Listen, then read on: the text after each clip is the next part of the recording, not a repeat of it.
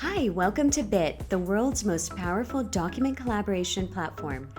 Bit documents are modern and interactive, allowing you to add just about any type of digital content to your documents. In this video, we'll show you how you can easily add Miro charts and diagrams into your Bit documents. Go to the Miro platform and click on the All Boards tab on the left sidebar. Locate and hover over the chart or diagram you want to embed, and click on the three dots. From the drop-down, select the Share option. Turn on the Public Access to Board by link and copy the link. Now head over to Bit.ai and open up a Bit document. Click on a blank line and paste the web link. You'll see that Bit automatically renders the Miro chart inside of your Bit document.